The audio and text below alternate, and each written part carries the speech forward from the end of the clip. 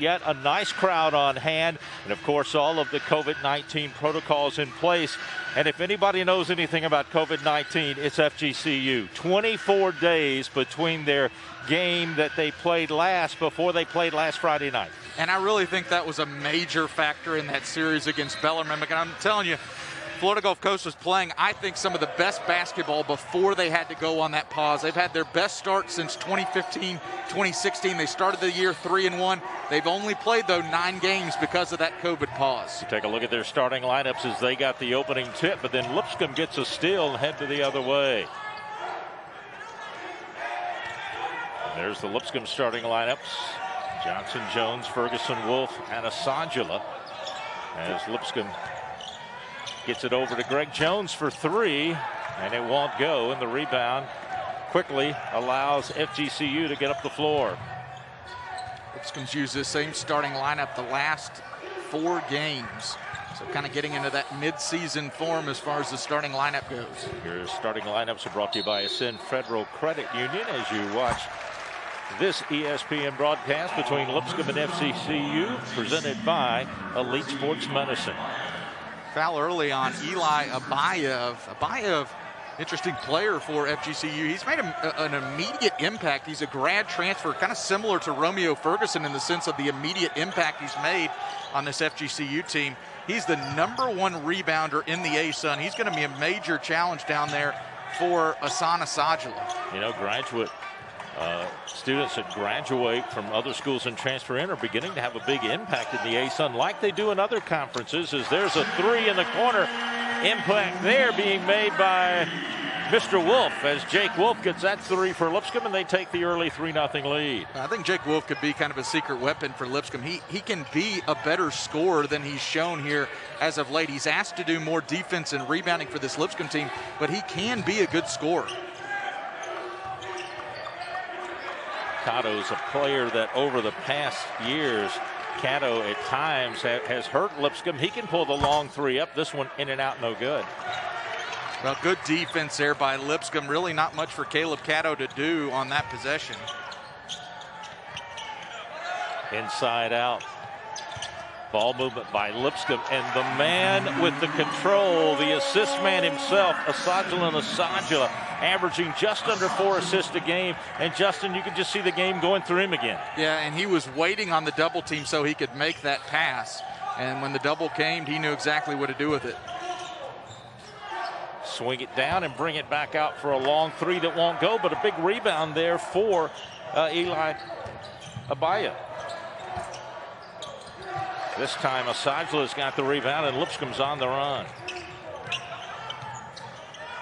Ferguson will pull up a long 3.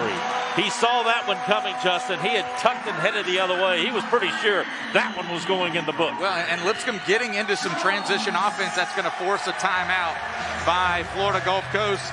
Quick start for Lipscomb early in this one, but a nice little 8-0 spurt for the home team. You know, FGCU found that to be the case last Friday night. They couldn't score either. That was coming off such a long drought that they had, and so they got stuck there getting behind, and here tonight they fall down 8-0 in this one, and a quick timeout called to reset things here.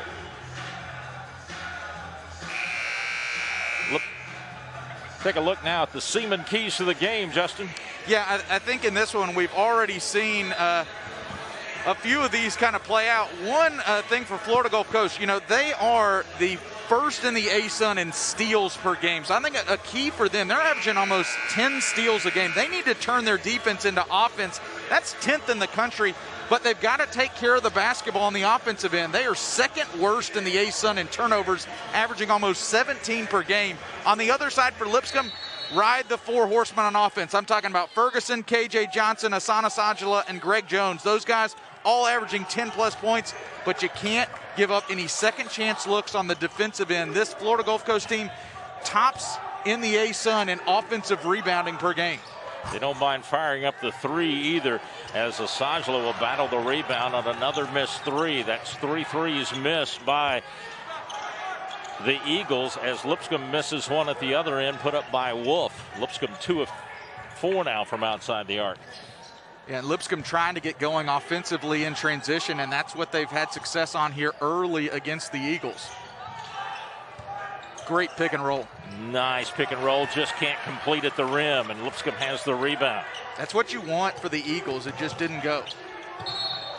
At the other end, Lipscomb gets a layup, and a foul will be called as a blocking foul will be issued against the Eagles, and Lipscomb now on a 10-0 run. That's a huge foul, too, because it goes against Eli Abayev, and Abayev already haven't played 4 minutes, and he's already got 2 fouls. Abayev, like I said, he is a guy who's been huge for them, not necessarily scoring. He's averaging about under 7 points a game, but his rebounding. He's #1 in the ASUN in rebounding at 8.1 rebounds a game. Free throw's good. Lipscomb now with 11-point lead. Yes, his rebounds are big. Didn't have a lot, as you said, scoring. Only a couple of points last weekend in their opening weekend in the ASUN. Played at Austin P up in Clarksville and graduated there, and then moved down to Fort Myers to finish out playing down at FGCU. Ferguson goes through about 4 players. His layup won't go off the glass. And quickly, here come the Eagles on the run, and Largey's going to go up and get the bucket. Yeah, really nice job by Largey. After that miss, I really thought there might have been a foul on this end. It looked like there might have been a little shove on Ferguson, but while he is kind of going away, that was numbers the other way for Florida Gulf Coast, and Largey finally, with about 4 minutes into this game, gets FGCU on the board, and there's a nice little lob pass over the top to Asajala. KJ Johnson with a nice pass. Well, Lipscomb's balanced attack has been so important for them this year as they're out on top 13-2. 4 players in double figures, 7 players averaging at least 5 points a game as the bucket is down and good by Warren for FGCU. And then 12 players, Justin, averaging over 10 minutes of playing time for Lipscomb. Yeah, and really nice on that last offensive set by Jalen Warren. A little hesitation to read the defense. And on that end, that was a great cut by Greg Jones, just can't finish. We're seeing some really good cuts from both of these teams. Nice feed. Dunk wow. City. Dunk City, don't forget about him. Cato put that one up, and the slam goes up and good. That was a great setup there for Dakota Rivers. Yeah, I thought for a minute that Cato had that ball slip out of his hands. I did too. Now we'll get another blocking foul, and Asajala a little slow getting up off the deck for Lipscomb. And also coming up a little slow, Dakota Rivers, the sophomore for the Eagles. And we'll head to the media timeout in Nashville. It was a run to start things off, but the last 3 field goals have gone into the bucket for the Eagles, as you see a couple of players down on the deck. Coming back to Nashville next, Lipscomb leads at 13-6. Championship action is when the ASUN is at its finest. That's why you'll want to visit asunphotos.com. ASUN Photos is present at every ASUN championship, capturing the action, including those must-have shots that you may have missed or want to save for a memory. We understand your passion, so when you want to relive those favorite moments, players, and special memories, start with the experts from asunphotos.com.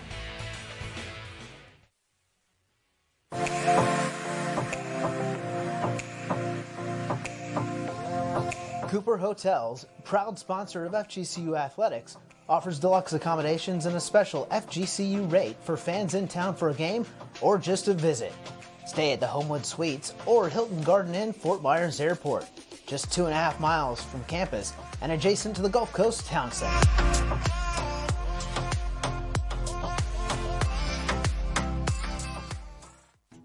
It's red. With heated seats. Serious air conditioning. A backup camera. Oh, and Bluetooth. And that little compartment thingy, you know, where you put your sunglasses. Yeah. You found the perfect car. Now get the perfect loan with Ascend. We've got low rates, flexible terms, and applying online is a snap. I'm gonna name her Betty. Auto loans from Ascend Federal Credit Union. See a little action here from last year in the ASUN quarterfinals. You know, this is the 28th and 29th meeting between these two teams. Lipscomb holds a 16-11 edge, but last year that game was a 68-63 win by Lipscomb. You know why? Asajala got 40 of those points. Yeah, that man right there. Most points ever scored in Allen Arena on this floor. 40 points, 14 rebounds for Asajala. The other major difference you see in that game, a lot of fans in the stands. There were a lot more fans than we have now under the COVID situation. And you know, and the crazy thing is that was literally about 2 weeks or a week before the world kind of shut down. And that day, Asajla had learned that he was not the player of the year in the A-Sun. He's the preseason player of the year in the A-Sun. And he kind of went out to prove something that night. But I'm telling you, Lipscomb needed every one of his points that night. That was an impressive performance for him for sure. And I know that was one that Coach Fly for the Eagles wanted to figure out what they were going to do. Nice block there by Justice Rainwater on Parker Hazen. Hazen was going up for the flush, and Rainwater just able to send that backwards. Big defensive stop by the Eagles. That was a nice stop there as Rainwater got up on that one.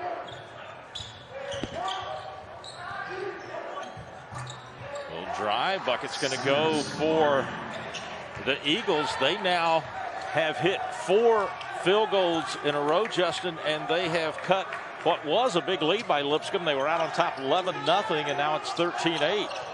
Well, it's always good to have a lead, but I'll argue the worst lead you can have is that early 10, 11-point lead in the first 5 minutes of the game, because just tons of time, and so that's usually the easiest lead to kind of get back into the game in a hurry. Shot clock down to 4 as Ferguson sends a long 3, and then Wolf with a great rebound on the missed 3. A really good rebound. Now see if Lipscomb can kind of get into a little bit of offensive rhythm on this set. It's always interesting what Lipscomb can do offensively when Asajla not on the court. Johnson found a gap, drove in, but his little reverse layup won't go. And the Eagles quickly to the other end with it. We'll get a blocking foul called there against Lipscomb. It'll be charged to Carson Carey. Well, after kind of getting, for lack of a better term, kind of punched in the mouth here in the first 4 minutes, now it looks like you're seeing Florida Gulf Coast counterpunch right now, where they're coming back. And what I like that they're doing is they're pushing the action quickly. Instead of waiting to try to get into the half-court offense, pushing it, getting into the lane, forcing Lipscomb to have some tough defensive position, and then you've also seen some fouls there. Jalen Warren now 11 of 17 at the line, a 63% free throw shooter, a preseason all ASUN player. Yeah, I think we may have lost somebody's contact. It does appear that they're out on the floor looking for a contact, and teams have gone over to the benches now after one free throw was shot, but nobody's having any luck finding the contact. One time, I will admit, I was doing a game courtside. I used to do many of the radio games from up in the top of the rafters, and somebody lost a contact, and I spotted it with my bad eyes. I could say, there it is. For some reason, it just was glaring up on the floor. And I'm not exactly sure. It was Greg Jones, and well, it's Romeao Ferguson who it is, because you can see Ferguson going over to the bench, maybe seeing if he's got an extra one over there. Typically, those that wear contacts, they try to keep an extra set for them, but they're down. This is a real team effort, too. We've got Florida Gulf Coast out there looking as well. Well, I've seen people come out of the stands looking sometimes and pointing to see if they could help find one, but no luck so far. And so they've got a free throw yet to shoot. It's kind of tough when you have one loss, and then sometimes it gets in your uniform, and it's tough. You know, I wear contacts, and sometimes too you'll think it's knocked out, but it's somewhere kind of stuck in your eye as well, which is a bad thing too. The senior Jalen Warren back to the line out of Milton, Ontario, Canada. Warren, second leading scorer on the team, almost 12 a game. I love Jalen Warren's game. I've liked it for a long time, as we've seen a lot of his games. I think he's a guy that, you know, just very tough to cover, and he can take over a game too. Got 4 early points here, and he's brought his team to within 3. Nice 8-0 run. Great response by Florida Gulf Coast.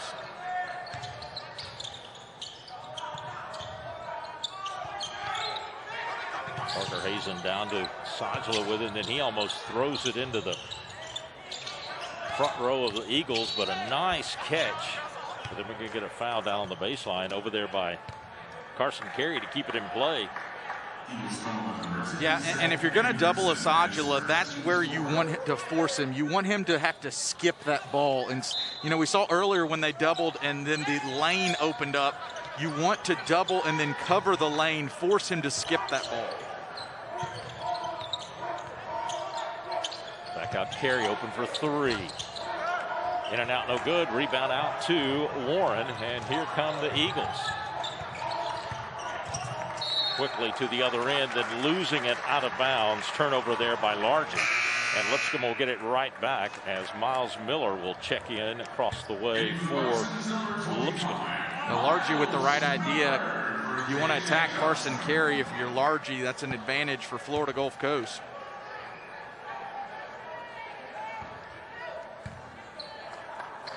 Lipscomb's gone on a little bit of a drought here, though. Have not scored in over 3 minutes now. And in my opinion, the quickest way to end that drought is get the ball down low to your big fella and let him try to make a play. Just lost the ball out of bounds. Another turnover as it goes off of Parker Hazen out of bounds. You know, Lipscomb not only with no field goals in that amount of time, Justin, they were just 1 of 7 after coming out of the blocks and getting an 11-0 run.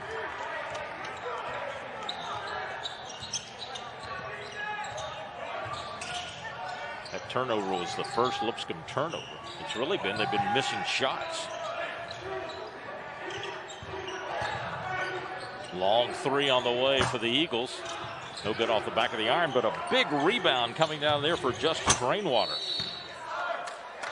I'm going to get Sana Sajala on the offense or defensive glass, and this is what I was talking about with Florida Gulf Coast and their offensive rebounding. You look at them as a team, averaging almost 12 offensive rebounds per game.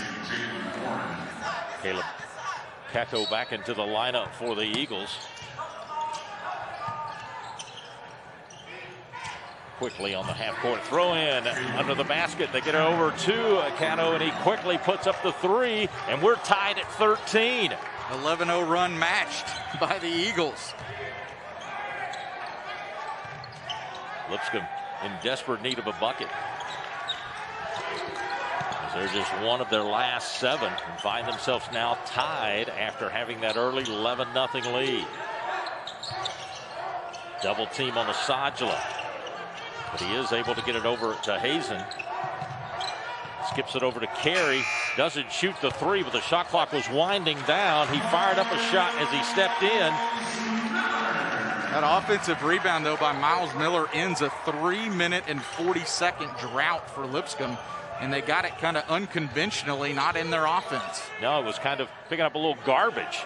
Getting the rebound, it kind of scooted away, and then Miller put it up for good for the 2 points.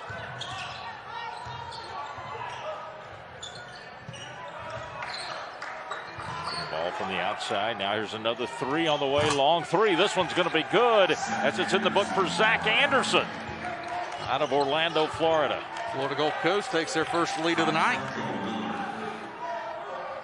This Florida Gulf Coast team, they've knocked down their last 2s, and there's a steal. Anderson with the steal. Quickly up to Miller. And a nice feed over, and Dunk City is alive in the Music City as he passes it over to Rainwater, and that flush will force a Lenny Acuff timeout.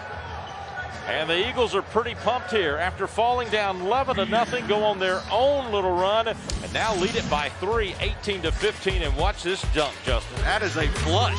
Justice Rainwater. The Eagles are flying high, 18-15. My body is truly powerful. I have the power to lower. First up is this exquisite bowl of French onion dip. I'm going to start the bidding at 5. First up is this exquisite bowl of French onion dip. I'm going to start the bidding at 5. Whoa, Susan. Oh, I'm looking for coupon codes. Well, capital.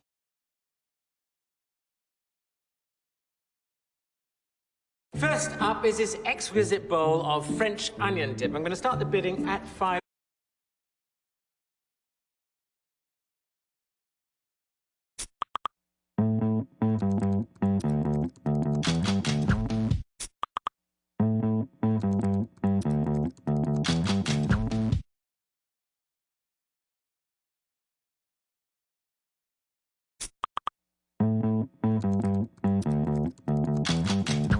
Wow. I wish I could get a deal on a smartphone, but I'm not a new customer. Well, actually, Nick. First up is this exquisite bowl of French onion dip. I'm going to start the bidding at 5. Whoa, Susan. Oh, I'm looking for coupon codes. Well, capital. Whoa, Susan. Oh, I'm looking for coupon codes. Well, capital. Whoa, Susan. Oh, I'm looking for coupon codes. Well, capital. UFC 257. Buy it on ESPNplus.com/PPV. UFC 257. Buy it on ESPNplus.com/PPV. Welcome back from the break, where the Florida Gulf Coast Eagles lead the Lipscomb Bisons 18-15. Well, two of the biggest contributors in the ASUN have been seniors, Eli Abayev for the Eagles and Romeao Ferguson for the Bisons. Seniors being big contributors isn't all that surprising, but it is surprising when you find out that both of these players are graduate transfers. And in the age of COVID, neither one of these players got to practice with their team before this fall. So coming in and leading the ASUN in rebounding as for a senior for Abayev, and leading the ASUN seniors in scoring for Ferguson is quite impressive. The exciting thing for both of these players is that if they choose to take it, each of them will have one more year of eligibility due to new NCAA rules, and they will have a chance to return again next season, and it'll be exciting to see what they can do with a year of preparation. Jonathan and Justin, back to you. Thank you, Erica. Abayev on the bench with 2 fouls. Ferguson had trouble with the contact lens, but he is back on the floor. But those 2 players are impact players in the ASUN this year. As we got a whistle and a foul down low. Almost 2 or 3 steals on that last possession by FGCU. You can just see the great anticipation by the Eagles on defense, and I keep harping on it. Almost 10 steals a game. That ranks 10th in the nation defensively, this Eagles team. So you cannot be haphazard, lazy at all with your passes. Franco Miller Jr. at the line. He's a 73% free throw shooter. The run continues. It's up now, 17-2. After falling down 11-0, just flipped the script. Free throw no good, and Asajla has the rebound. And Lipscomb's got to get it into Asajla, and Asajla's got to attack. Right now, I think he's being a little too passive on the offensive end, trying to facilitate more than score. They need Lipscomb needs Asajla to be assertive. He has an advantage down low. Ferguson threw a couple of Eagles, then kind of double pump. Can't get the bucket, but draws the foul, so he'll go to the line, foul in the act of shooting. As we're inside the 10-minute mark of this first half, it'll be the second foul on Dakota Rivers, the sophomore.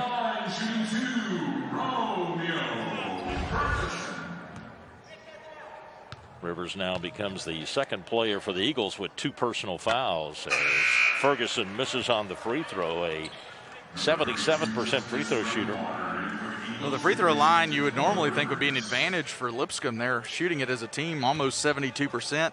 Florida Gulf Coast right around there about 65%, but it's been the Eagles here early that have been able to get to the line more than the Bisons. They're 3 of 4. Bisons now just 2 of 3. You know, when you look at the tape between these 2 games, a lot of things are pretty equal in this. Just a little bit of advantage scoring-wise and the scoring margin for the Eagles. But again, too, you have to think they missed a lot of games due to that COVID-19 pause that went on to their program. I mean, you think about that. It take 14 days for COVID, but because of the scheduling and with Christmas break, it was really 24 days off in the middle of your year not being able to play. So I think Coach Fly said, I think we had a little bit of rust, which that's definitely to be expected. Double team off of Sajla. Was able to get it to Wolf, but his little runner won't go, and the rebound comes down to Anderson. Here come the Eagles. You know, it's an open shot, but right now Florida Gulf Coast defensively has gotten Lipscomb out of all kinds of rhythm on the offensive end. Lipscomb is a ball movement team, and right now the ball is just sticking too much on the offensive end.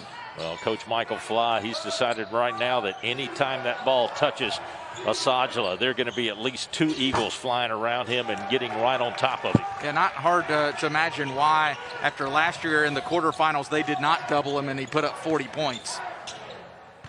Out top, Asajla. Over on the wing to Wolf. Ferguson works it down low, spins and shoots it and gets it.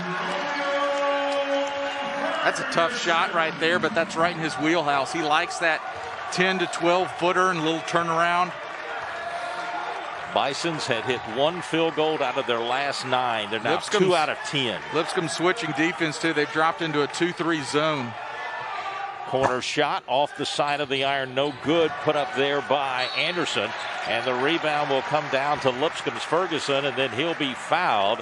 And it'll be whistled against Victor Rosa, the 6'5" freshman. They got several freshmen on this team. They're building a lot of hope on some good freshmen coming in. A couple of them out of Puerto Rico that played together on the under-17 World Cup team down there.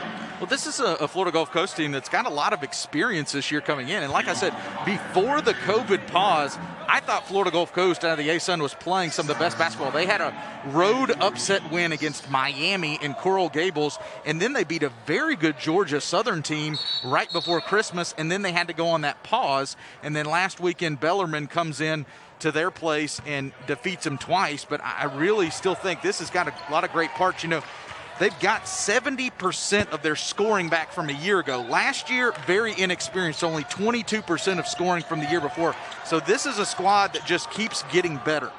Well, that win over Miami is the first time that an A-Sun team had won against an ACC team in a couple of years. You know, the last one might have been Lipscomb winning over NC State in the NIT. That one, again, the second time that Parker Hazens had his shot blocked away. And it'll take us to a media timeout. We're under 8 in Nashville. We're tight right now. Just a 1-point lead. The Eagles over Lipscomb. Here from the Music City.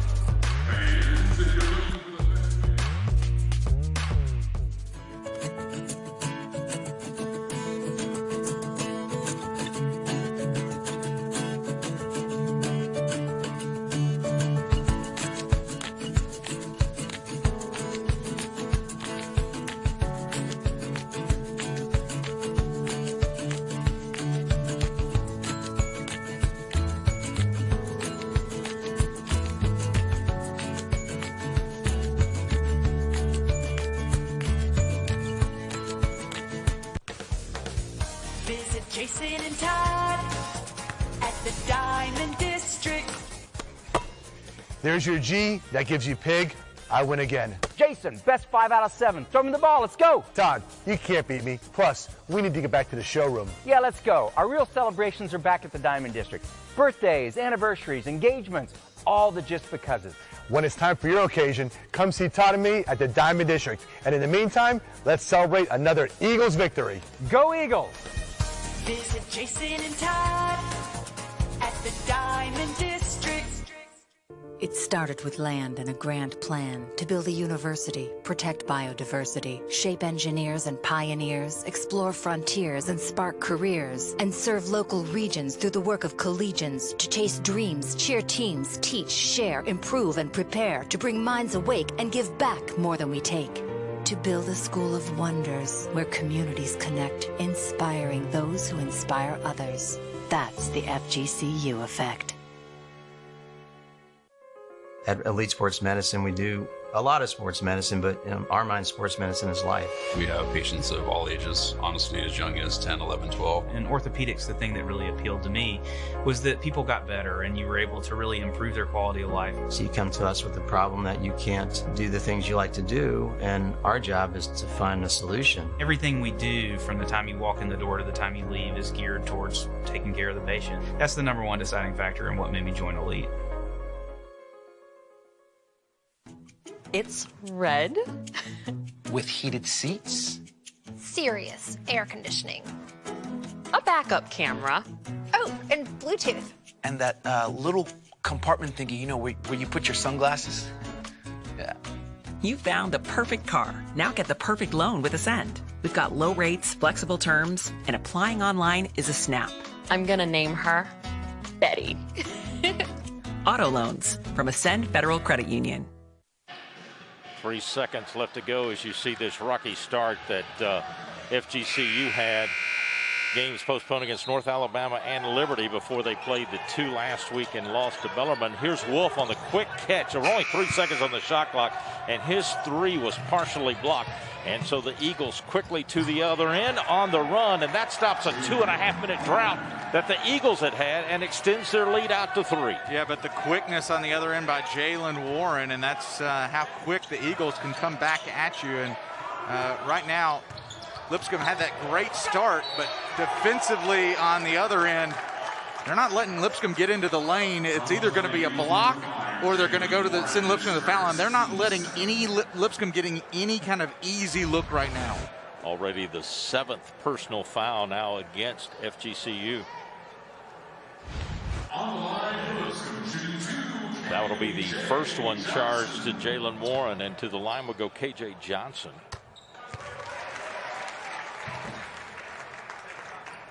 Johnson in the last 7 games at home, he's been averaging 12.7 games, shooting over 55%. Yeah, but that's just his first 2 points of the game. It goes, and that's been the issue with Lipscomb sometimes. When they've had trouble scoring, it's been because either he or Asajala have kind of had slow spurts on the offensive end. Baseline, quick drive, reverse layup. Not going to drop, but the foul will be called on Parker Hazen. Penetration right now really hurting Lipscomb on the on the defensive end. Right now, Florida Gulf Coast just a step quicker than Lipscomb is defensively. Back to the free throw line, and Largey's got a great story. You know, he was a walk-on player a year ago, and they actually surprised him with a scholarship. And he has been impressive this year for the Eagles. He's got a hidden talent that he's not afraid to tell anybody about. He does great card tricks. So he's a little bit of a magician on the court and off the court. As he connects on his 2nd free throw. 2-point lead for the Eagles.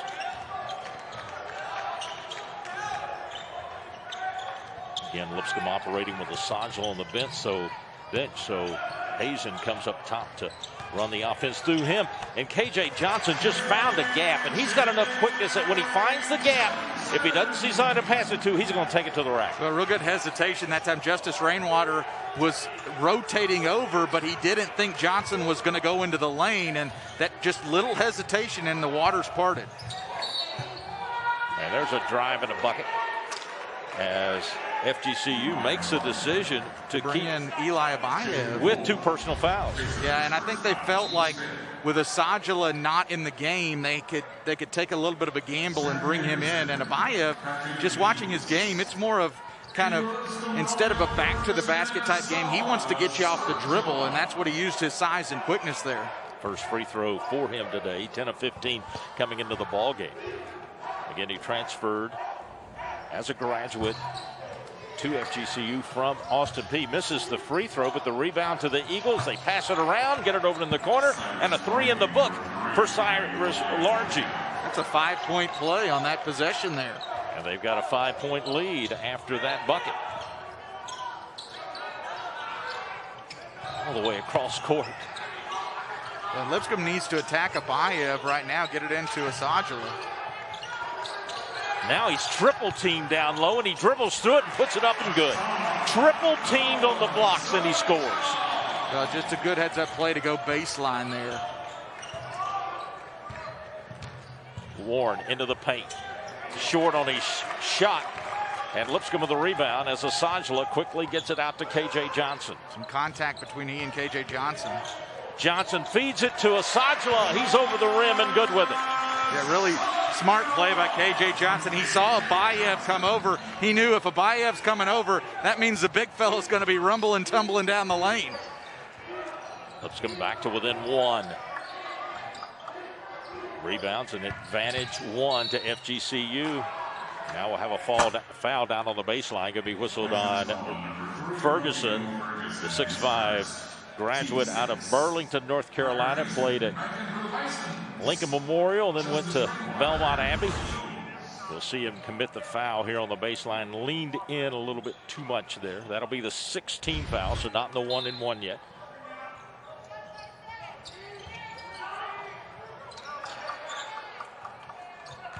Gatto driving the baseline, then shoots in the corner, then they bring it up to Largy for three. Won't go. Rebound fought for, and Asajla comes away with it, gets it out to Ferguson. He'll get to go up for the layup, misses on it, but draws the foul. And Justin just about had Largy in his lap over here. I about drew the foul by Largy there. You know, we have no one along here. We got, what, 6, 7 scores table, but he picked you to jump in your lap. But really, talk about a heads-up pass, though, by Hassan Asajla. I mean, I don't even know how he saw Ferguson out here for the outlet. Ferguson connects on the first free throw. He's got 9 points now. He's averaging just under 13 a game, a 77% free throw shooter. He gets both of those after he missed one earlier. He'll be in double figures, first player in double figures for either team. He's got 10 now for the Bisons. Had a great weekend last week and ended up being a Sun. What a follow. Wow. What a take it, catch it, and put it back down for Rainwater. Justice Rainwater was, I mean, he was high above everybody on that offensive rebound. I was trying to tell you that Ferguson was the A-Sun newcomer of the week. And he had a couple of games last week to prove why he was, too. There's a steal, this one by Gatto, and then he dribbles it out of bounds. Lost it going out of bounds, and so it'll be turned right back over to Lipscomb. Well, I tell you, the Eagles already have a couple of highlight dunks on their schedule. I mean, on their highlight rim, and here's a catch, and put that one in. That is a finish. Wow, what a finish there for Rainwater. Back to a 1-point Eagle lead.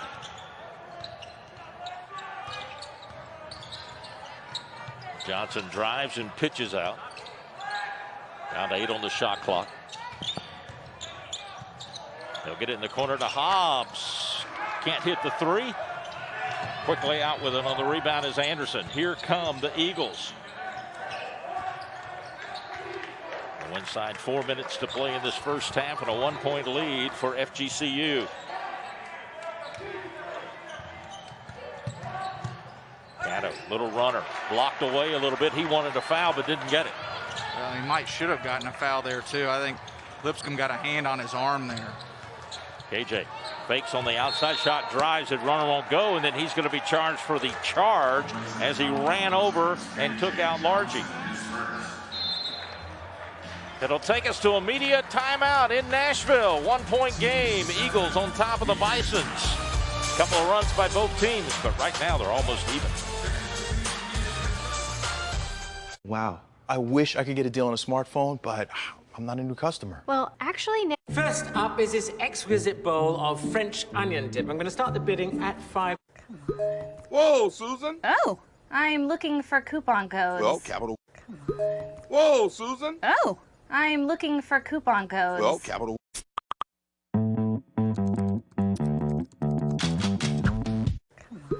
Whoa, Susan. Oh, I'm looking for coupon codes. Well, capital. First up is this exquisite bowl of French onion dip. I'm going to start the bidding at 5.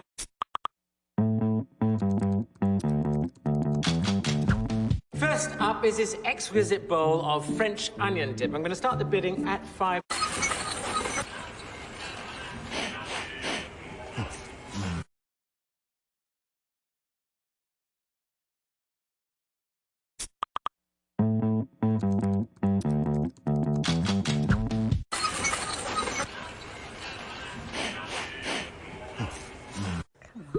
Whoa, Susan. Oh, I'm looking for coupon codes. Well, capital. Whoa, Susan. Oh, I'm looking for coupon codes. Well, capital. Whoa, Susan. Oh, I'm looking for coupon codes. Well, capital. UFC 257. Buy it on ESPNplus.com/PPV. UFC 257. Buy it on ESPNplus.com/PPV.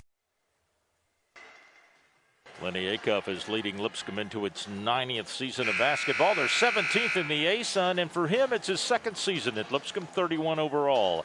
And doing a great job as the head man for the Lipscomb Bisons. Down the bench a little bit as you head down to the other end, you'll find Michael Fly down there, the head coach for FGCU Eagles, and he is in his 3rd year, but it's his 10th year there. He was 6 years as an assistant coach.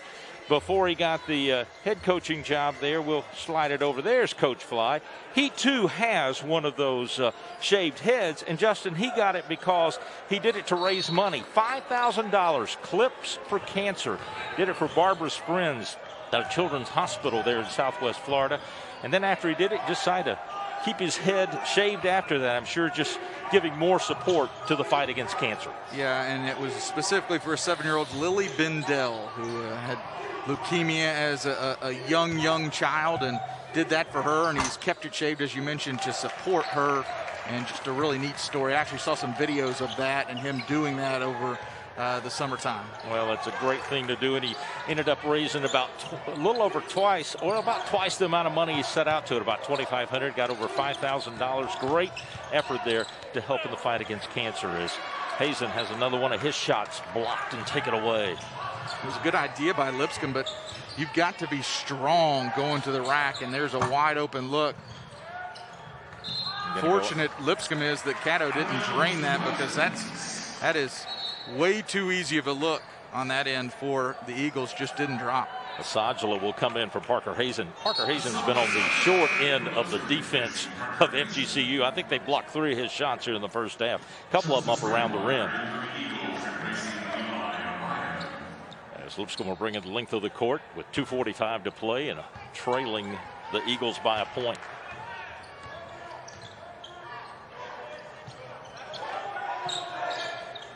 Kind of what we've come to expect in basketball, a half with both teams having a couple of big runs. There's a nice catch, but just can't complete it as Hobbs. And then both teams having some long scoring droughts. Yeah, Lipscomb's got to do a better job finishing around the rim right now. They've had some decent looks, just not finishing it. Step through. I think he walked with it. Yes, they'll call the travel against Largy. And so it'll go over to Lipscomb now with 2:17 to play. Biggest lead for FGCU has been 5. Lipscomb led early by 11.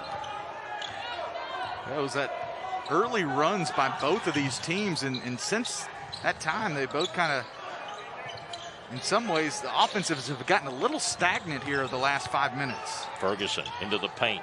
A lot of shot fakes, but can't get it. And then the rebound coming out to the Eagles. Warren will push it down court. Off to Anderson.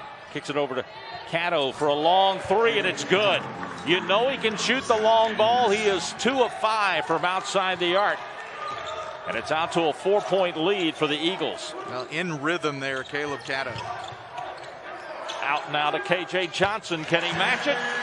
You know what to do. Put it in the book for K.J. Johnson, and Lipscomb back to within 1. Just less than a minute and a half to play in the half. 2 of the better three-point shooters in the conference. K.J. Johnson shooting over 50%. Cato shooting near 44%. Now we've got a, it's not really an illegal screen. He just got tangled up, and the foul will be on Zach Anderson against K.J. Johnson on the offensive foul called against him. He didn't like the call. I thought we'd see the replay, but instead there's the 3 put up there by Cato. Zach Anderson didn't like the call at all, trying to get an explanation from the referee. From our vantage point, it did look like he was kind of clearing out a little bit, but K.J. Johnson never one to shy away from some contact to draw a foul either. Double team on Asajli, dribbles through it, then feeds it off to Ferguson, who draws the foul with 1:01 to play. Justice Rainwater called for the foul. That is already the 11th foul now called against FGCU, 7 against the Bisons. So we have 18 personal fouls in this first half. And you're talking about a Lipscomb team that does a great job of not fouling. They're actually #1 in the conference with not a lot of fouls in a game. They're only averaging, I think, around 12 or 13 fouls per game. Yeah, Lipscomb's averaging 13.6. That's the 4th fewest in Division I, as Ferguson connects on both the free throws, and now Lipscomb with a 1-point lead.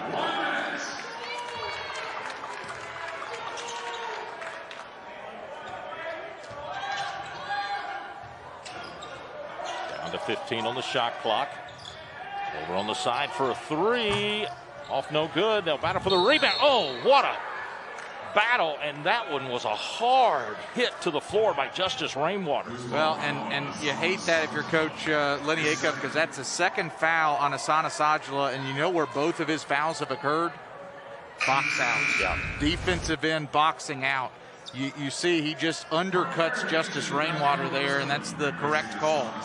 Well, Rainwater, I mean, and he not only got kind of undercut, but it was a situation where he was kind of left alone and just kind of fell without any protection. And so the 6'8" senior from Washington State will put up the free throw. It's a little hard off the side, no good. And the rebound out to Lipscomb. About 10-second differential between the shot clock and the game clock. Wolf on the drive, off the glass, no good.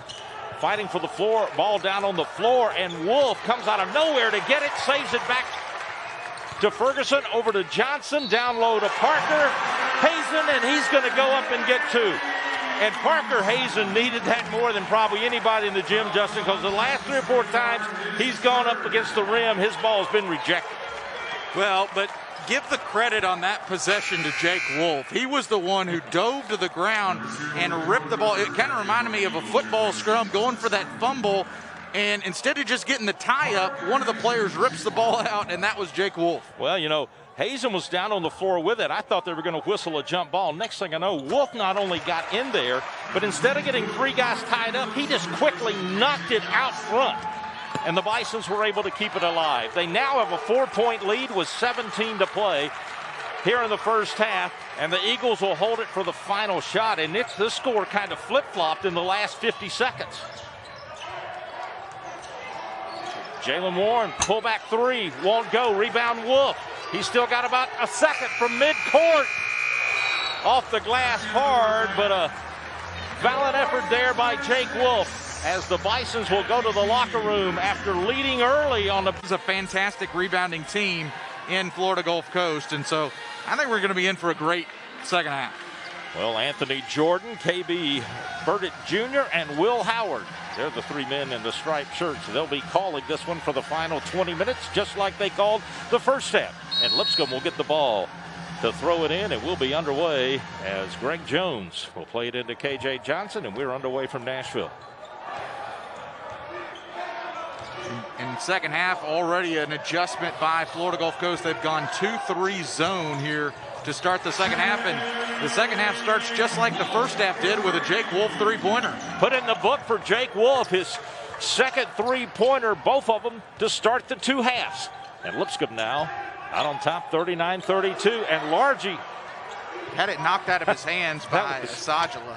And then he passes it out, gets it back, and goes in. It just didn't look graceful, but he ends up getting 2 at the end of it. But smart play by Largy, attacking Sajala, understanding the foul situation. Sajala does not want to pick up that 3rd foul here early. From the free throw line, shot won't go for Ferguson, and again the board's covered up by the Eagles. Quickly to the other end, and then Ferguson will reach in and foul Dakota Rivers. Well, Lipscomb, poor job getting back on the defensive end there. Heads up play by Florida Gulf Coast. Cato doing a good job in transition, and Dakota Rivers, he spent some time on the pie in the first half. Both he and Eli Abayev and Justice Rainwater. Rainwater's got 3, Abayev has 2, and Dakota Rivers with 2 fouls. So all the bigs for Florida Gulf Coast have at least 2 fouls, and that was a factor there in the first half. Rivers misses the second free throw. You've got Sajala and Ferguson both with 2 for Lipscomb. There were a lot of fouls, a total of 17, I think, committed in the first half between the 2 teams. As Jones misses on the 3, Ferguson with a nice rebound. As Sajala tried to tip it over to Wolf, and it's knocked away. That would have been a perfect pass if Wolf could have held on to it, but Cato on the other end, the beneficiary, and that's the 3rd 3 by Caleb Cato. He can get hot from outside. He's got 9 points in this ball game. The only player in double figures is Largy with 10 for the Eagles, while Ferguson has 12 for Lipscomb. Greg Jones has not really got on court from outside the arc. He's 0 of 2 from 3-point land. Typically, he needs to heat it up a little bit for Lipscomb. Sajala double team down on the blocks, and he steps through the double team, lays it over the rim, and good. Sometimes it takes 3 to stop him. Yeah, and he needs to do more of that. I mean, he's 4 for 4, but he's only shot it 4 times. I mean, they've got to get the ball, force feed it down to him, and he's got to be aggressive. Largy open at the free throw line, banks it off the glass. Late Friday night opening at the bank, and he gets 2 out of it. Largy's got 12 now, 5 of 6 from the field, 4 rebounds. Lipscomb with a 1-point lead after leading it by 4 at halftime.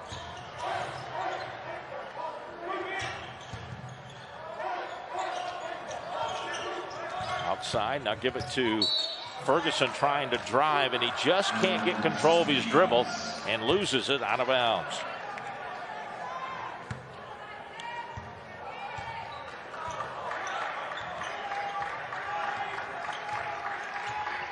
Important possession here early in the second half, trying to regain that lead for Florida Gulf Coast, and right now no answer for Largy. Foul's going to be called way back before he started the run to the bucket. It'll be on KJ Johnson. And Johnson now will pick up his second personal foul.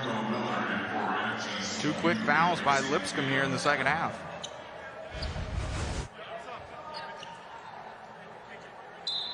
Up off. The foul was way before the shot. Went back and double looked at it. It was 19 first half fouls between these two teams. Now already 2 called against Lipscomb. Eagles will play it in right in front of their bench.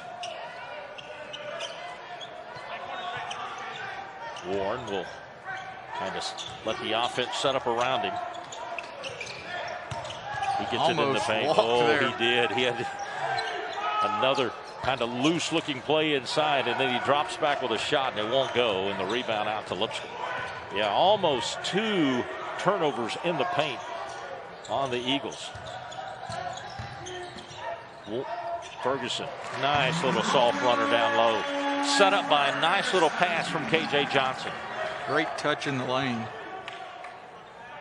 When I first looked at Johnson making that pass, Justin, I thought he had loaded up a big one and shot a rifle shot over to Ferguson, but he caught it and dealt with it.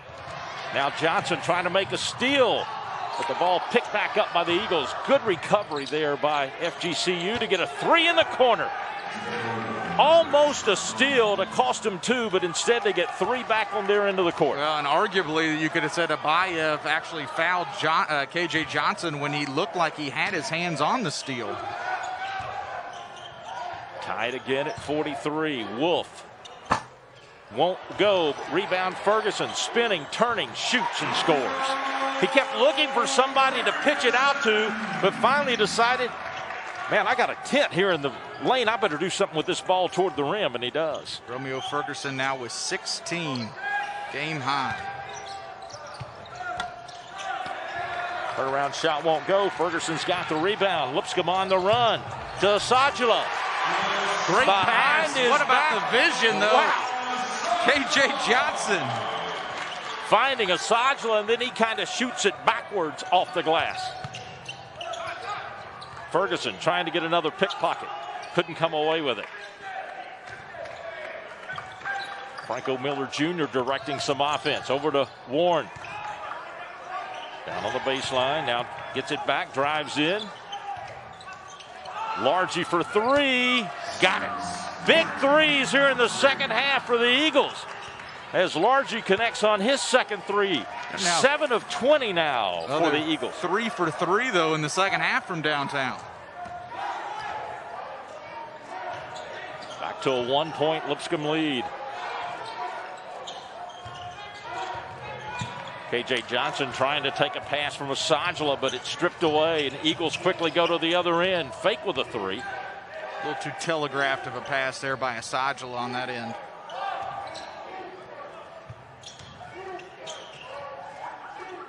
Five is going to fire up a 3. It won't go, and Wolf's got the rebound.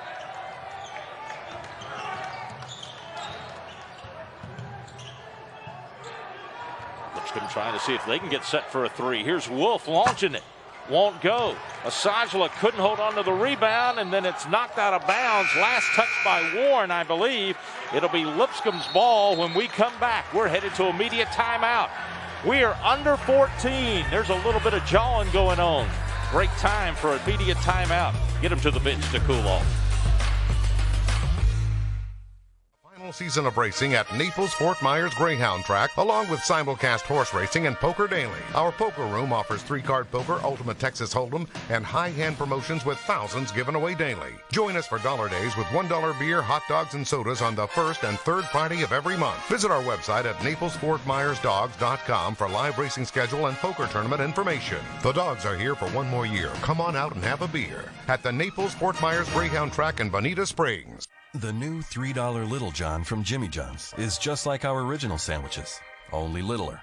So we bought a little ad on Lil John. Little John, yeah! $3, what?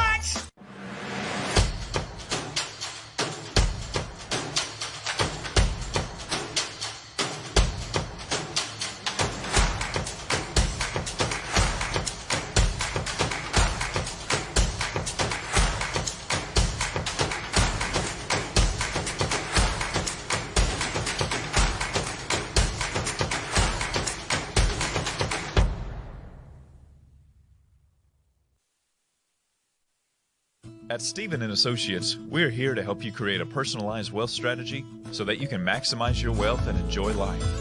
Located in the heart of Nashville, our associates are experts in designing personalized wealth strategies for individuals, families, and businesses located anywhere in the United States. Take the first step in building your financial success by visiting our website at snawealth.com. Stephen & Associates is a proud sponsor of Lipscomb University and Lipscomb Athletics. This is a Jimmy John's sandwich, made with all natural meats, hand-sliced veggies, and fresh-baked bread. And this is the new Little John, available for only $3. They're almost identical. Almost. Good job. Okay. Championship action is when the ASUN is at its finest. That's why you'll want to visit asunphotos.com. ASUN Photos is present at every ASUN championship, capturing the action, including those must-have shots that you may have missed or want to save for a memory. We understand your passion. So when you want to relive those favorite moments, players, and special memories, start with the experts from asunphotos.com. FGCU shooting 5 of 8 from the field, while Lipscomb is shooting 5 of 9. Great percentages here in the second half as you see a banner on North Alabama, because North Alabama and Jacksonville have gone to overtime, Justin. Yeah, they have, and 3:52 left in overtime. It's a 2-point game. Jacksonville on top by 1 right now in overtime. Talking about these shooting percentages, big thing is that the Eagles have shot 3 of 4 from outside the arc. Lipscomb just 1 of 3 as they double team on Asajala, but he finds Jones out top. But then when he goes to Ferguson, he's called for the turnover because he's called with the travel, and that'll be the 8th Lipscomb turnover. And FGCU has 8 points off those turnovers. They've committed only 6. Lipscomb only 5 points off those 6 turnovers. It's a 1-point Lipscomb lead.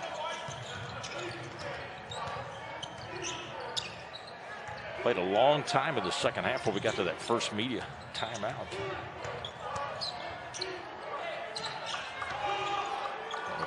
Pretty fast-moving second half. Miller on the drive, up off the glass and good. Franco Miller Jr. from the Bahamas goes up. A really good move, one-on-one. Got on the hip of Parker Hazen, and Hazen didn't want to foul. He missed the first game against FGCU last week because of some team violations, but came back and played in the second game. Is down low this time. Not only is Parker Hazen going to have a shot block, but he's fouled this time. Well, and they're doubling on the touch of Asajala. So Asajala, that time too far away from the basket to try to split the double team, and just finding Parker Hazen.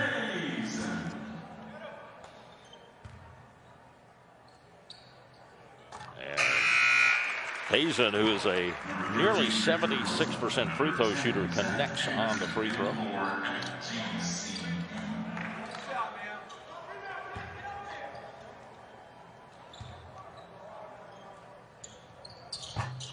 Next one's up and good.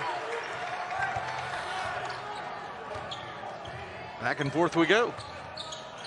And back to a 1-point Lipscomb lead. Miller on the drive. Passes into the corner for a 3 on the way. This one won't go. Fired up out there by Rosa. And Lipscomb has the rebound. Greg Jones for 3. A little bit long on it. And Rainwater high to come down with that rebound. Went high up over the rim to get it. Greg Jones just not able to find his rhythm here tonight from downtown. He is 0 for 3. 3 on the way. Banks it off the glass and good. Put up there by Zach Anderson. He knows how to put it in the book. Use a little glass to your aid. But it counts the same way, and his team has a 2-point lead. That wasn't that straight on. That was at an angle as well. It was. Jones, nice pass, but he can't finish with the layup on the pass from Asajula. And a nice block at the other end by Hassan. Got back on Cato's layup and blocked it. Now he tried to feed it down low. It hit off the foot, but then he dives to get the ball. Back out to Greg Jones for 3. In and out, no good. Nice effort by Asajula. Yeah, that's big-time effort from the big man. Down baseline off the glass and good. Bucket up and good there for Rosa. And it's now out to a 4-point lead by the Eagles. They've now outscored Lipscomb by 8 here in the second half.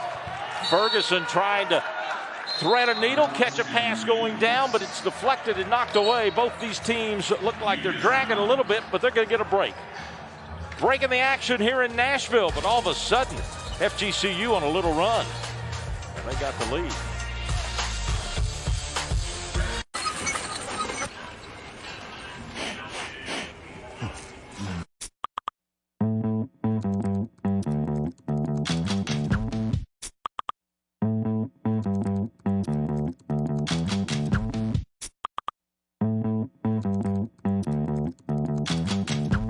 First up is this exquisite bowl of French onion dip. I'm going to start the bidding at 5.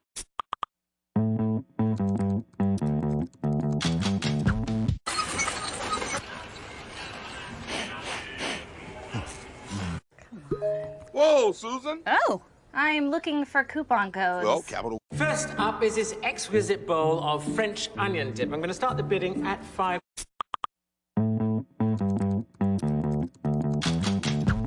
First up is this exquisite bowl of French onion dip. I'm going to start the bidding at 5.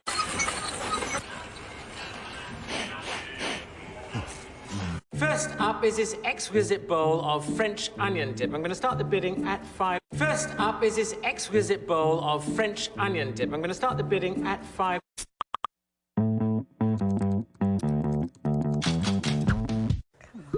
Whoa, Susan. Oh, I'm looking for coupon codes. Well, capital. Wow.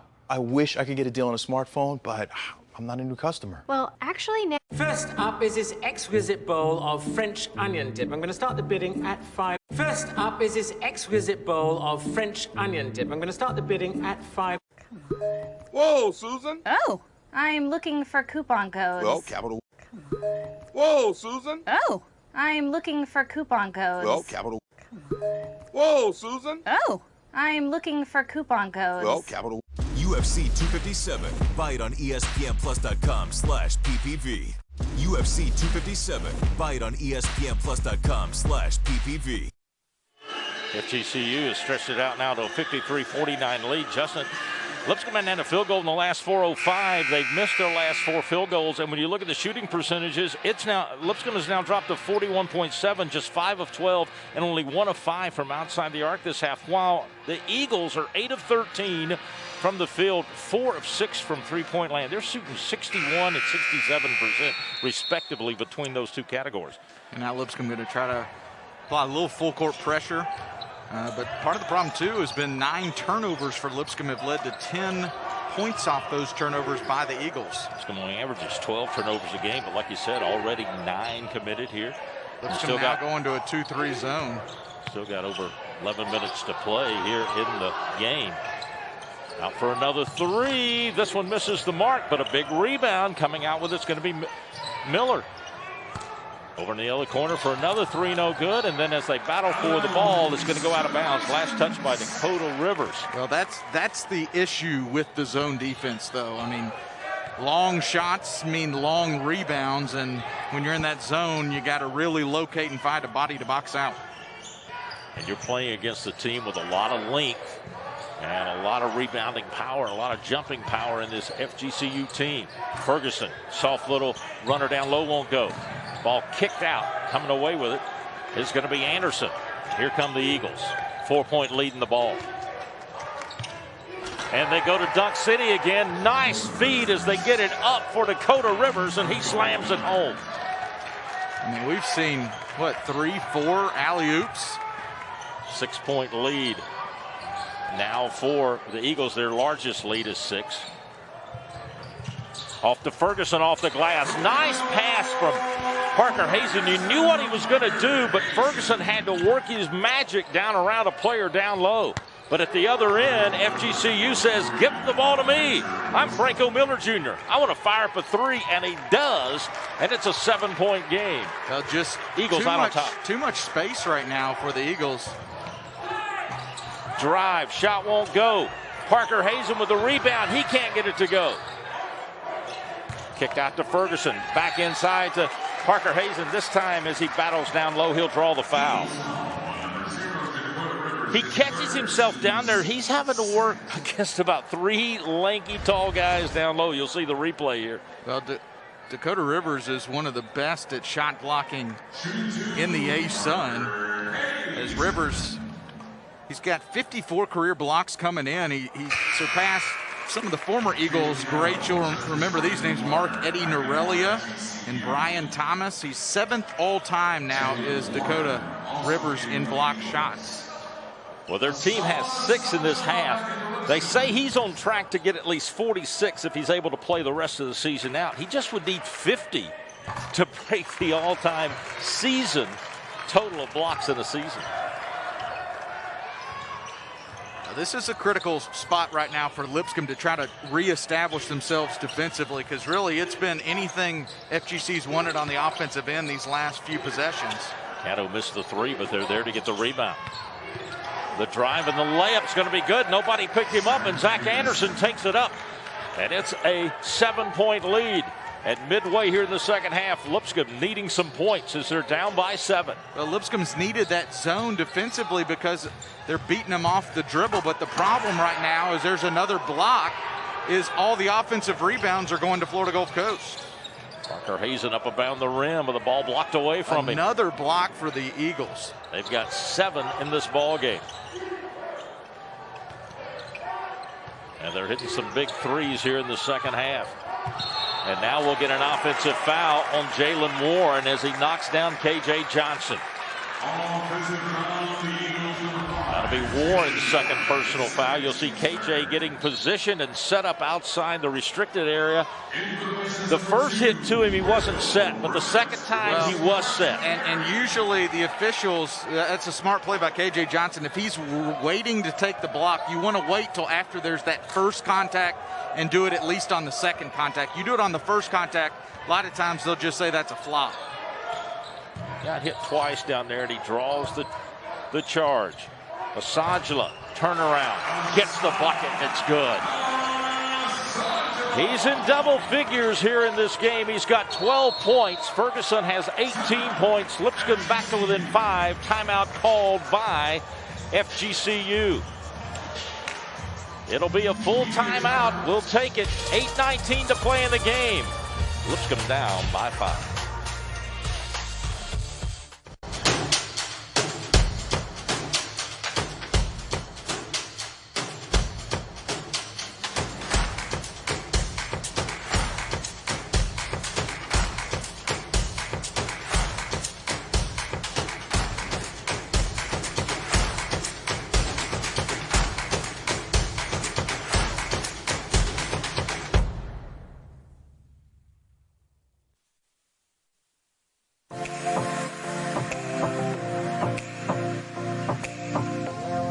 Cooper Hotels, proud sponsor of FGCU Athletics, offers deluxe accommodations and a special FGCU rate for fans in town for a game or just a visit.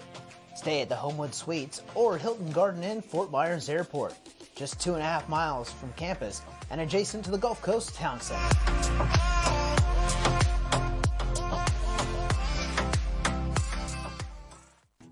It's red. With heated seats? Serious air conditioning. A backup camera. Oh, and Bluetooth. And that little compartment thingy, you know, where you put your sunglasses? Yeah. You found the perfect car. Now get the perfect loan with Ascend. We've got low rates, flexible terms, and applying online is a snap. I'm gonna name her Betty. Auto loans from Ascend Federal Credit Union. We began with Pinter's Crab Shack 18 years ago. Started buying from a little company on Pine Island, driving every day to get fresh product, called Island Crab. Island Crab is now part of Pinter's Crab Shack. We have 3 boats that are blue crab, and we have 2 boats that are stone crab. I grew up with cowboys. Now, cowboys are independent. Well, guess what? A fisherman has his boat. He's independent too. From the boat to the table, you can't fake fresh. Overtime is over down in Florence, Alabama. The battle at the top will go to North Alabama. They'll win it in overtime, 82-81. They'll take sole possession of the A-Sun with a 4-1 mark. You'll see the other scores there. Bellarmine knocks off Stetson. North Florida knocks off Kennesaw State. Kennesaw State still hasn't picked up a win in the conference. And the conference is what matters right now, as you've got North Alabama be at the top there as they knocked off Jacksonville. You saw the standings with the overall records, but this conference is getting tight, Justin. Yeah, it really is. And that man right there has been doing a lot of damage just one-on-one inside, and Lipscomb has had no answer for Cyrus Largy. Largy has 17 points to lead the way for FGCU. Here's Asajla spinning down in the paint. His shot won't go, but he'll draw the foul down low, and the foul's going to be on Rainwater, I believe, and if so, that'll be his 4th personal foul. Yeah, it's going to be the 3rd, they said. It's going to be, I think, on a different player instead. It's going to be whistled there against Warren, and it's going to take us now to the under-8 media timeout. 7:51 to go, and we'll have a timeout in Nashville. 7-point lead for the Eagles.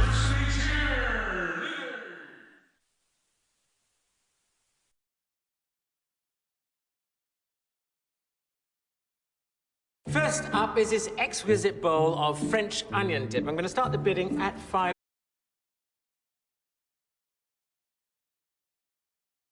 First up is this exquisite bowl of French onion dip. I'm going to start the bidding at 5. First up is this exquisite bowl of French onion dip. I'm going to start the bidding at 5.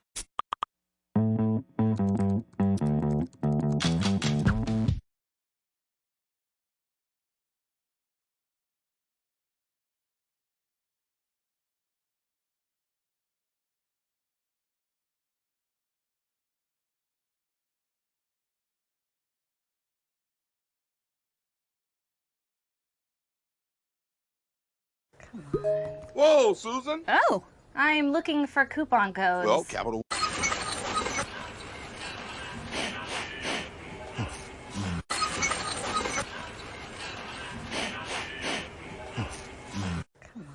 Whoa, Susan. Oh, I'm looking for coupon codes. Well, capital. It's NBA on ESPN time. Lakers Celtics on ABC.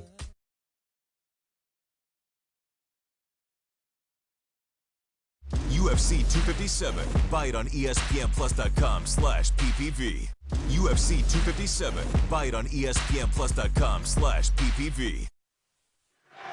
7-point lead for the Eagles. Don't have to look very far. They are 4 of 5 on their last 5 field goals. Lipscomb just 2 of 10. When you look at shooting percentages, they're shooting 60 from the field and 5 of 9 from three-point land. Lipscomb just can't find it, Justin. They're 7 of 18. Right at 40%, and only 1 3-pointer here in the second half. We're talking second half stats here. Well, Lipscomb is a team that they only average about 7.5 to 8 3-pointers a game, but one thing that Florida Gulf Coast is fantastic at is as 3-point field goal percentage defense. Lipscomb shoots it at about 37% from 3-point land on the year. Florida Gulf Coast is holding teams to shooting threes at just about 30%, and they've done that here tonight against Lipscomb. Both free throws missed by Asajla, and Rainwater gets the rebound. Lipscomb 4 of 14 for the game. And from three-point land, 9 of 26 now for FGCU. Found a good back door, but the layup just wouldn't go. But look at Rainwater battle for that rebound. Comes out with it, kicks it out to Cato, misses the three again. But they're getting second and third shots. Missed another one, and then Asajla comes down with it. That could have been a backbreaker for Lipscomb if that had dropped, because the offensive glass seems like every bounce right now, just a little extra. We're going to get a tripping call against Rainwater. I thought it was going to be a charge on Asajla. He decided he was going to just put it on his back and take it to the bucket. And look here, takes that forearm. That's close to a push-off by Asajla. There wasn't a ton of contact, but you're right. That forearm there, you could have easily called the third foul against Hassan Asajla. Instead, it's the fourth against Rainwater. He'll check out of the ball game. Rivers back into the game. Lipscomb plays it in, 20 on the shot clock. They're trailing here by 7 as the Eagles looking for their first ASUN victory of the year. They've played only 2 games, lost them both last week when they opened up against Bellarmine. KJ Johnson trying to find a gap, drives, misses on it, and there's only 4 or 5 blue shirts around the goal. No Lipscomb players down low to rebound. And here come the Eagles now to attack with 6:45 to play, leading it by 7. The length right now is really bothering Lipscomb anytime they try to do anything remotely in the paint. The drive and a nice block there by Ferguson. You wonder if they're at a point as Asajla trying to dribble under the rebound, under the rim rather, goes up and gets it, makes it a 5-point game. You wonder if they want to take not a lot of air out, but you think that they want to use maybe not quick triggers every time down court for the Eagles. You don't want to lose your edge offensively, but right now, a quick shot like that, you might let Lipscomb get a little momentum here if they can make a bucket on this end. Wolf almost slipped and fell with it. Could have been called for a travel, but instead he got the ball back over to Ferguson, who goes up and makes it a 3-point ball game. That quick, Lipscomb puts 4 on the board. And with that, we'll get a timeout called by Coach Michael Fly, the third-year coach for the Eagles. And he's going to pull his team out and talk to them for minutes. I think it'll be a 30-second timeout. Lipscomb back to within 3. Well, and I think he's going to probably remind them exactly what you were saying. Of course, now a 3-point game, it's not necessarily about the quick shot. It's more about let's get the best shot than just a quick shot here. And I think these last 2 possessions offensively, Florida Gulf Coast has just gotten a little bit ahead of themselves and not getting the same looks they were getting. On this possession, if I'm Florida Gulf Coast, pretty simple for me. I'm getting the ball into Largy around the free throw line. Let him work one-on-one. Lipscomb has had absolutely no match for Cyrus Largy in this game. Largy is 7 of 9 from the field, including a couple of 3-pointers. He has 6 rebounds to go with his 17 points. Asajla, who had 40 the last time Lipscomb played the Eagles, has 14 tonight. Perfect 7 of 7 from the field, 0-2 at the line. He's got 7 rebounds to go with it. As the Eagles will attack after the timeout, leading by 3. Here's a long 3 on the way, and this one's good, put in by Dakota Rivers. Huge bucket there after Lipscomb had cut it to 4. Or excuse me, cut it to 3. Back out to a 6-point game. Asajla on the drive, lays it off the glass, no good. Battles, gets his on rebound, and it's stripped away. Here come the Eagles on the fly to the other end. Here's Rivers. Will it be back-to-back 3s? Won't go. Rebound Asajla. Here's KJ Johnson for 3. Off the iron, no good. Quickly out with it on the move. Here comes Franco Miller Jr. And he finally slows it down. Inside 5 to play in Nashville. And it's a 6-point lead by the Eagles. Trying to go backdoor with it. Pass was a little bit off, but saving it from going out of bounds was Zach Anderson. Down to 7 on the shot clock. Cato pulls it up for 3. Put it in the book. The guy is smooth, Justin. He can shoot that long ball as he puts another one up and good. His fourth three-pointer of the night. That's the 11th made three, though, for Florida Gulf Coast. They are 7 for 14 here in the second half. Ferguson will be fouled out top. And talk about a response and an answer by the Eagles after Lipscomb had cut it to 3. Back-to-back three-pointers by Florida Gulf Coast, and it's now a 9-point game. How many times do you see something like back-to-back threes just take all the air out of a team that's coming back after being down? See if another comeback is in store for Lipscomb. Ferguson, turnaround jumper, good. He's got a beautiful turnaround shot. He brings his team back to within 7 with just over 4 to play. Problem right now for Lipscomb, trading 2s for 3s is not going to help you out. They've been in that game before, part of how they lost to UNF last Saturday night. Here's Ferguson, gives it off to Parker Hazen. This time, nobody got in his way. He went ahead and flushed that one home. Lipscomb will try to get their defense going under 4. Back to within 5. We've had a lot of play tonight on both ends of the floor, up above the rim, and there's another one. As that one is brought down and up and good by Largy. He has been a man among boys here tonight, Cyrus Largy. He's got 19 points to lead the way for both teams. Ball knocked out of bounds with 3:15 to play. We're under 4 in Nashville. And with a big 3 at the other end, FGCU has a 7-point lead as we head to our final media timeout of the half. As the Eagles get it down low. Watch this one. They'll take it home. Wow. I wish I could get a deal on a smartphone, but I'm not a new customer. Well, actually, now.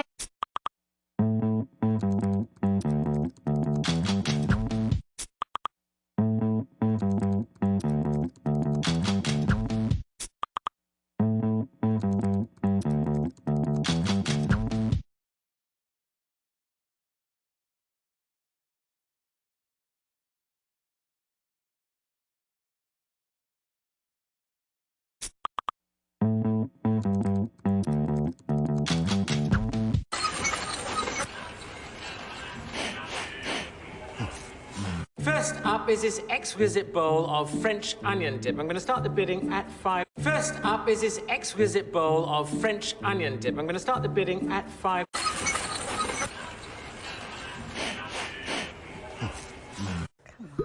Whoa, Susan. Oh, I'm looking for coupon codes. Well, capital.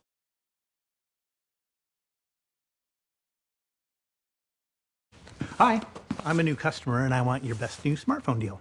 Well, I'm an existing customer. Whoa, Susan. Oh, I'm looking for coupon codes. Well, capital. Whoa, Susan. Oh, I'm looking for coupon codes. Well, capital.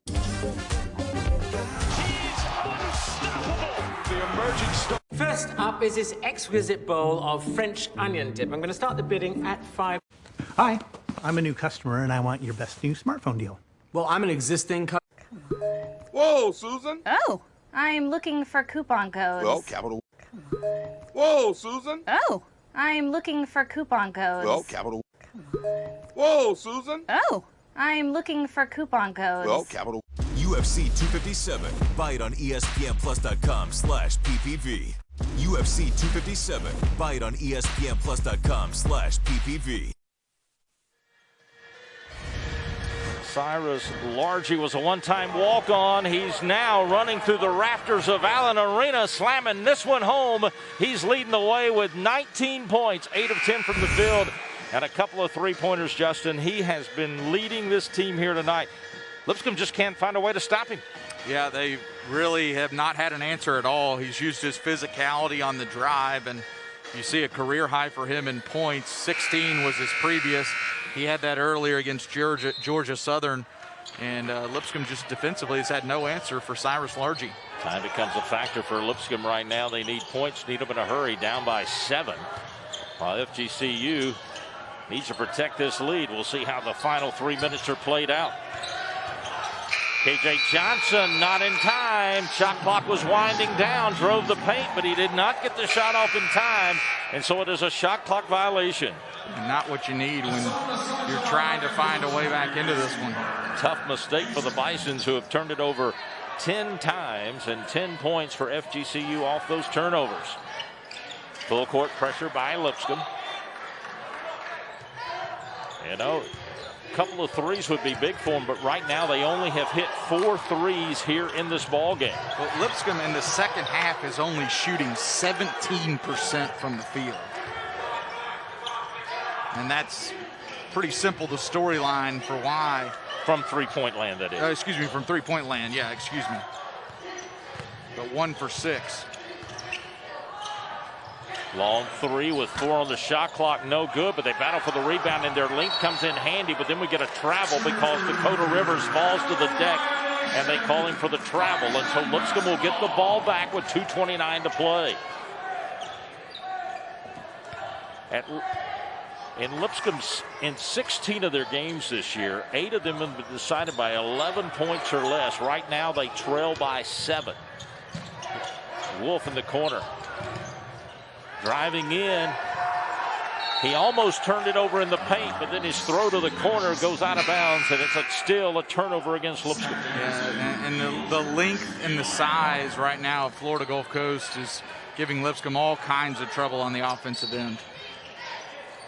Wolf will commit a quick foul. And the other thing Lipscomb's got to do right now, Justin, with 2:16 to play, that's only their third team foul. That's why they got to give some fouls away here. They got to foul again.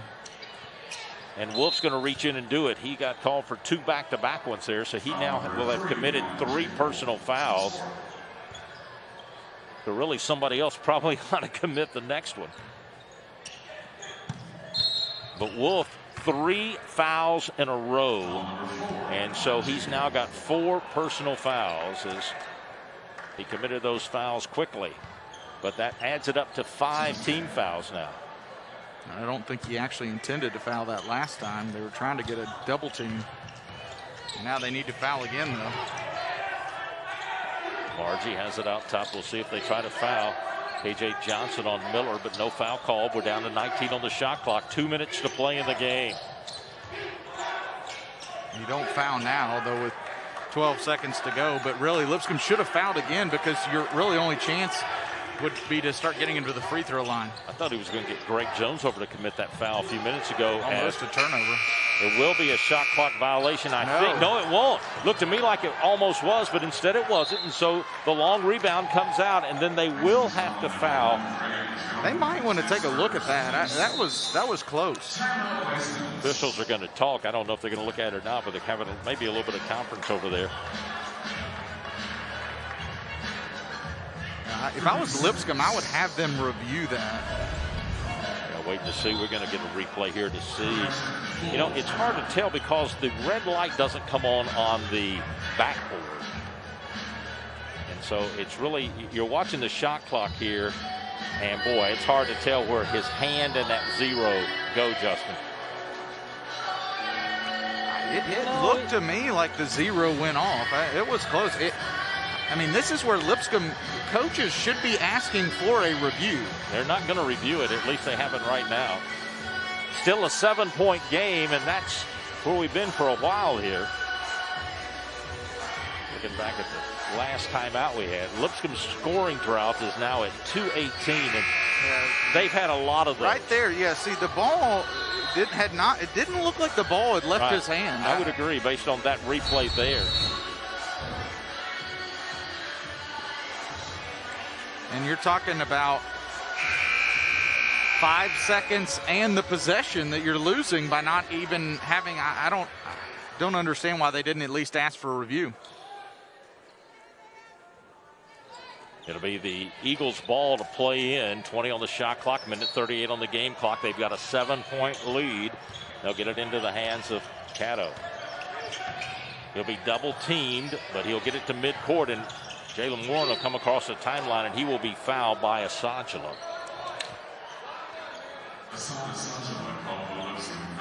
So that'll be the 3rd foul on Asajala, but right now Lipscomb's got to get him to the free throw line, and Warren will be the one that will go there.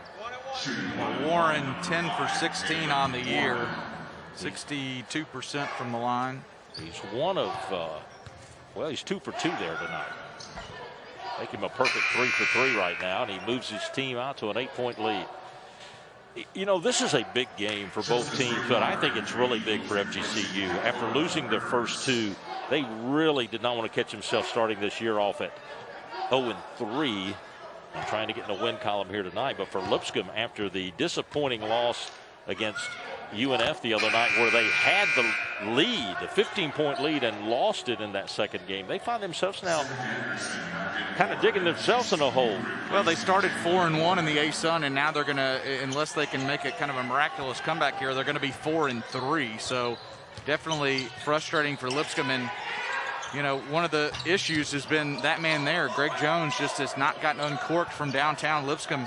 Just shooting wise, this has not been a typical Lipscomb shooting effort, and I give a lot of the credit to the defense of Florida Gulf Coast. I do too, because you know, Lipscomb likes to be an inside-outside team, and when you shut down that inside portion of the game, yeah, Asana Sajalo 14 points, but still, that was kind of a quiet 14, and it's not necessarily a Sajalo you got to shut down.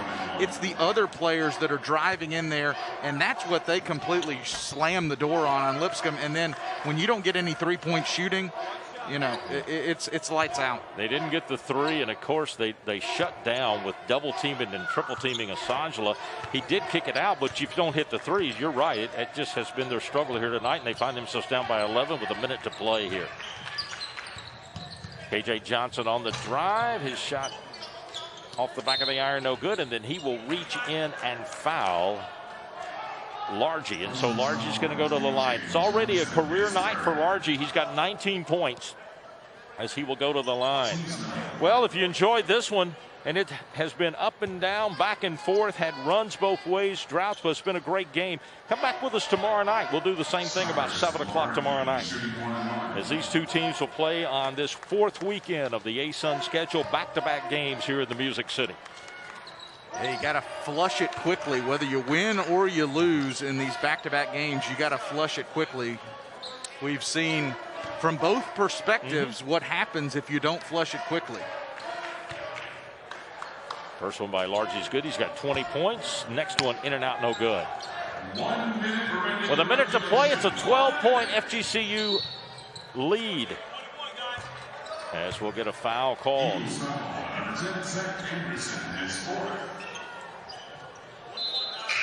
We'll check around for you in the A-Sun tonight. We've had an overtime game, and North Alabama moved to the top of the league with a 4-1 mark as they knocked off Jacksonville. And then Bellarmine won again. They've won 3 games in the A-Sun. Stetson drops another game. And then Kennesaw State is winless as UNF picked up a win. Liberty did not play this weekend. They're 4-2, and looks like Lipscomb's going to drop out of that 4-2 range as the shot is missed by Wolf, and that'll drop them to 4-3 on the years. We're going to get a travel call with 51.8 seconds. So a turnover against the Eagles will give it back to Lipscomb. But again, you could feel it down the stretch. Lipscomb was going to struggle coming back because of their 1 for 8 of shooting the 3 here in the second half, and 4 of 17 for the game. Well, and you talk about poor shooting on one end, and then you look on the other end for Florida Gulf Coast, give them credit. 15 for 30 from the field in the second half, and 7 for 15 from downtown. 7 made threes. They've got 11 made three-pointers, and that's just the 5th three-pointer of the night for Lipscomb. Parkin Hazen puts it in the book for Lipscomb and brings them back to within 9 with 47.9 to play. And again, I'm like you, I don't take anything away from FGCU. They got down 11-0 in this ball game and could have said, let's get back on the bus, but instead they started coming back. Then they had their own 17-2 run, got their confidence going, used their athletic ability. They played above the rim. They're lengthy, they're strong, and I tell you what, they well deserve this victory here this evening. Yeah, and you know, that false lead, that early false lead, that can be one of the, you know, just seen it so many times over the years watching basketball. That early false lead can can just give you a false sense of security. I don't think it necessarily did that for Lipscomb because I think they responded. I just think, quite frankly, Florida Gulf Coast just played a much better second half than Lipscomb did. Nice work against the press, and finally the foul by Parker Hazen. But you got to credit FGCU there. They did a great job throwing the ball quickly where fouls could not be committed. 43.6 to play.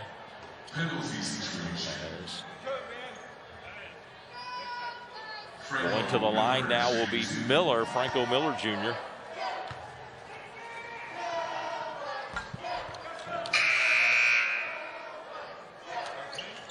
They'll check a couple of players out, make some changes. You know, Miller's a redshirt sophomore, Justin. He's one of 123 players from the Bahamas that have played in the NCAA since 1999 as he connects on the second free throw. But his basketball journey took him from the Bahamas to Canada to Ole Miss, finally now to Fort Myers. And right now, he's giving his team an 11-point lead as another three is up and good. Second one tonight. Put that one in the book for Parker Hazen. Well, he struggled a little bit around the rim as he got a lot of guys leaning on him out there. Move him out to the arc. Let him shoot the ball. He just put two in the book. Now, Parker Hazen, he's got a very good stroke. He's got 12 points in the game. He's one of three in double figures. As you've got Asajala with 14, Hazen with 12, and then Ferguson leading the way with 22. He's coming off of being the ASUN newcomer of the week last week after he had a season high game of 21 this past week. Got a new season high. He's got 22 today, but he scored 18 in the other game, had 18 and 6 rebounds in the Friday night game, and then 21 points. And I think he had 8 rebounds in that game. Well, you know, I talked a little bit about it. You know, one of the keys, Lipscomb, they had to ride their 4 horsemen on offense. And 2 of those 4 horsemen have not had their typical games, and that's Greg Jones and KJ Johnson. And you see what the result is. KJ with a reach-in foul. But here's the thing. You play back-to-back tomorrow night, it could be totally a flip script. Yeah, it could be. But you never know. You got to like, though, especially if you're the road team. I think you got to like, if you're the road team, getting that first win and kind of maybe trying to carry some of that momentum into that second game. Before we leave tonight, I'd be amiss not to say that the sports world have their heart broken today as Hank Aaron, who broke Babe Ruth's record, died at 86 years old today. That happened on April 8, 1974, Justin.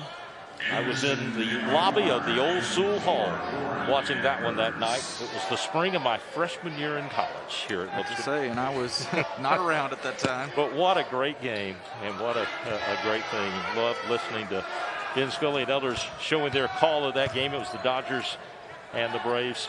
And then, of course, our sympathy to a Lipscomb family member who lost his life to COVID, a 40-year-old veteran of their security department, as another three is up. This one won't go for Parker Hazen with 20 seconds to play.